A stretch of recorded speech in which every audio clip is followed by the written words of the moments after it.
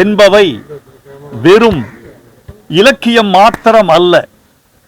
திருவள்ளுவரை பண்பாட்டின் அடையாளமாக, வரலாற்றின் அடையாளமாக, இனக் குறியீடாக நாம் பார்த்து பழகியிருக்கிறோம்.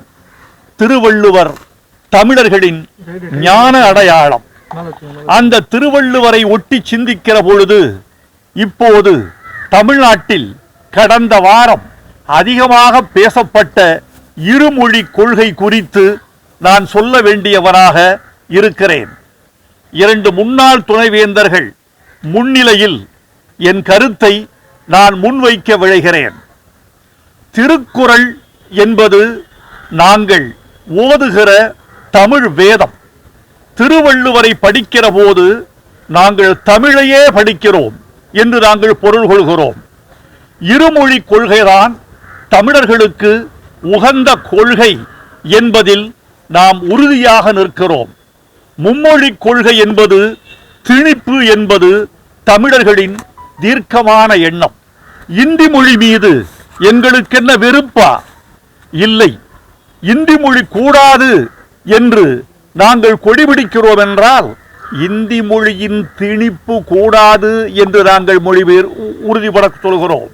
இந்தி மொழியின் திணிப்பைத்தான் தமிழர்கள் காலங்காலமாக கடைபிடித்து வருகிறார்கள். நண்பர்களே, ஒரு செய்தி சொல்ல வேண்டும்.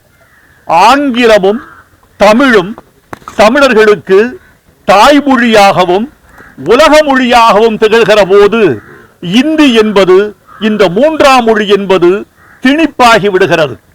இப்போது அது திணிக்கப்படாத வரைக்கும் கற்க வேண்டியவர்கள் கற்றுக்கொள்வார்கள். உதாரணமாக, பிற மாநிலங்களிலிருந்து தமிழகத்தை ஆள வந்திருக்கிற IAS, IPS அலுவலர்கள் தமிழை கற்றுக்கொண்டார்கள். தமிழ்நாட்டிலிருந்து வடநாட்டுக்கு வணிகத்துக்கு போன தமிழர்கள் இந்தியை கற்றுக்கொண்டார்கள். இதற்கு என்ன பொருள்? இந்த 3வது மொழி என்பது சூழலால் வருவது. தமிழை நாங்கள் அதிகாரிகள் மீதோ வடநாட்டு தொழிலாளிகள் மீதோ திணிக்கவில்லை. பிறகு இந்தியை ஏன் எங்கள் மீது திணிக்கிறீர்கள் என்ற கேள்வி வருகிறது. இந்த 3வது மொழி என்பது சூழல் மொழி. தாய்மொழி என்பது பண்பாட்டு மொழி. ஆங்கிலம் என்பது நாகரிக மொழி. ஒரு மனிதன் பண்பாட்டோடும் திகழ வேண்டும், நாகரிகத்தோடும் திகழ வேண்டும் என்றால் தமிழும் ஆங்கிலமும் எங்களுக்கு போதும் என்று கருதுகிறோம்.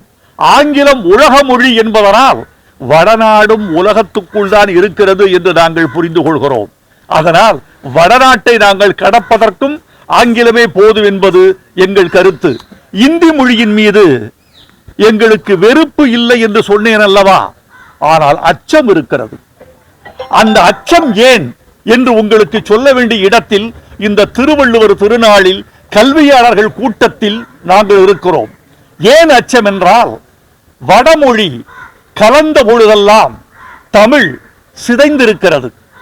இந்தியா முழுக்க பேசப்பட்டது தமிழ் என்று அம்பேத்கர் சொல்லி இருக்கிறார். அந்த மொழி எப்படி குறுகியது என்பதுதான் வரலாறு. இப்போது தமிழில் கலந்த வடமொழி வேறொரு மொழியாக பிரிகிற போது நாங்கள் நிலத்தை இழந்தோம். ஒரு மொழி நிலத்தை பிரித்து விடுகிறது. எப்படி வீட்டுக்குள் புகுந்த கரையான் மரத்தை அரிப்பது போல தமிழுக்குள் புகுந்த வடமொழி நிலத்தை அரித்து விட்டது. அப்படி நாங்கள் நிறைய இழந்திருக்கிறோம். இனியும் எங்கள் மொழியையும் நிலத்தையும் இனத்தையும் இழக்க நாங்கள் தயாராக இல்லை. இந்த நியாயமான அச்சத்தை இந்த உலகம் புரிந்து கொள்ள வேண்டும். அதற்கும் ஒரு திருக்குறள் உண்டு. அஞ்சுவது அஞ்சாமை பேதமை, அஞ்சுவது அஞ்சல் அறிவார் தொழில். எனவே அஞ்ச வேண்டியவற்றுக்கு நாங்கள் அஞ்சுகிறோம். தமிழர்களுக்கு அச்சத்தை கொடுக்காமல் தமிழர்களுக்கு பாதுகாப்பை கொடுக்க வேண்டும் ஒன்றிய அரசு என்று கேட்டுக்கொள்கிறேன். திருவள்ளுவர் வாழ்க, திருக்குறள் வெல்க. தமிழர்கள் தங்கள் வீட்டு மொழியாக திருக்குறளை ஓதி பழகுக என்று வேண்டிக் கொள்கிறேன். நன்றி, வணக்கம்.